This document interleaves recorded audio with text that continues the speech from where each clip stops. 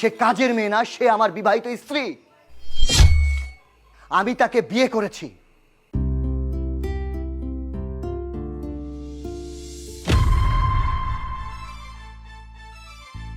এই চাকরানির বাচ্চা চাকরানি, ওঠ ওঠ বলছি। হ্যাঁ, তুই কোন সাহসে টেবিল চেয়ারে বসছিস খাওয়ার জন্য? আর এই যে মাংস নিয়ে আসছিস, একবারও কি আমার কাছে জিজ্ঞেস করছিস যে মাংস দিয়ে তোকে আমি খেতে দিব কি দিব না? খালাম্মা, আমি তো সব কামি করে হালাইছি। আমার না অনেক ক্ষুধা লাগছিল, এজন্য খাইতে বইছি। এই কোথা থেকে যাওরা পেট বাজাই নিয়ে এসে এই বাড়িতে কাজ করতেছিস? তোকে খাওয়াবো, তোর পেটের টাকা খাওয়াবো, এতই সস্তা? এত তো সস্তা না। যখন যা খাবি আমার কাছ থেকে অনুমতি না নিয়ে কখনোই খেতে পারবি না।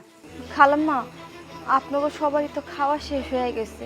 পাতিলের মধ্যে মাত্র 2 টুকরা মাংস পাইছিলাম, এই জন্য নিয়ে খাইছি। ভুলে গেছে খালাম্মা, মাফ করে দেন, আর কোনোদিনও খামো না। মুখে মুখে তর্ক করিস না, একটা কথা মাটিতে পড়ে না।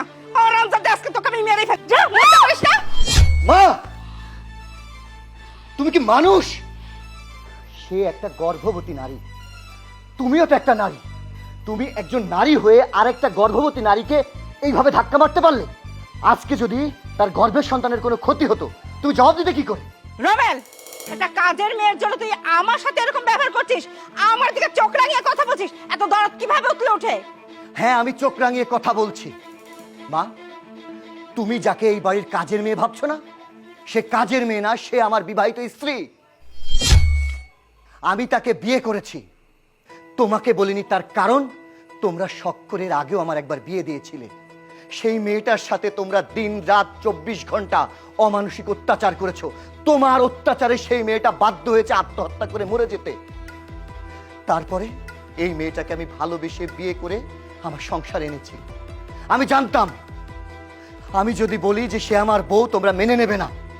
তাই সে আমাকে ভালোবেসে এই সংসারে দিন রাত 24 ঘন্টা একটা কাজের মেয়ে সেজে এই সংসারটাকে আগলে রেখেছে।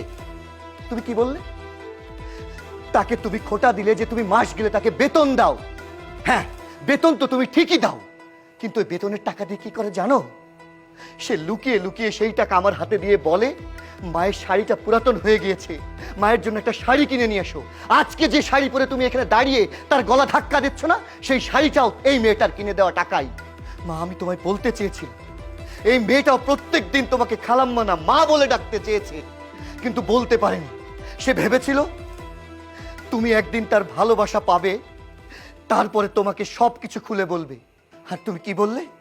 তার পেটে যে সন্তান সেটা নাজায়েজ, সেটা জারজ। না মা, না, সেটা আমার সন্তান, আমার অরুষজাত সন্তান, এই বাড়ির প্রদীপ। তুমি যেহেতু এই বাড়িতে আলোই চাও না, চাও অন্ধকার, একার রাজত্ব, তো ভালো কথা, থাকো তুমি তোমার সংসার নিয়ে, একা একা আনন্দে থাকো। আমি চলে যাচ্ছি। তোমার তো সন্তানের প্রয়োজন নেই, তোমার তো একটা সুখী পরিবারের প্রয়োজন নেই। তোমার প্রয়োজন প্রত্যেকটা সময় কিভাবে অশান্তি করা যায়, সেই অশান্তি। থাকো, তুমি অন্তত পক্ষে সুখে থাকো। আমরাই চলে গেলাম, চলো। রমেল, দাঁড়া, যাস না বাবা।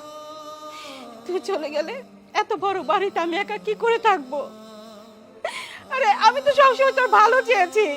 আমি তো কখনোই বুঝতে পারিনি যে ও তোর বউ, আর তুইও তো কখনো বলিসনি। আমারও তো ভুল হতে পারে। আজকে তুই যা বললি তাতে আমি বুঝতে পেরেছি আসলে ওর সাথে আমি খুব অন্যায় করেছি, ওর উপর অনেক অত্যাচার করেছি। ঠিকই তো, ও তো একটা মা হতে চলেছে আমার মতোই। আমিও তো একজনের মা। আমি যে কেন এত বড় ভুল করলাম। বৌমা, বৌমা, তুমি আমাকে মাফ করে দাও বৌমা। না মা, কি করতেছেন আপনি? আপনি আমার কাছে কেন মাপ চাইছেন? মায়েরা কি কখনো ভুল করতে পারে?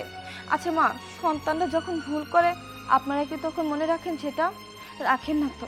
তাহলে আপনি তো আমার মা, আমি কি করে আপনার কথা মনে রাখতে পারি বলেন? আমি চাই আপনার সাথে সারা জীবন একসাথে সংসার করতে। মা, আসো, আমি তোমাকে আজকে নিজের হাতে খাওয়াবো। বসো।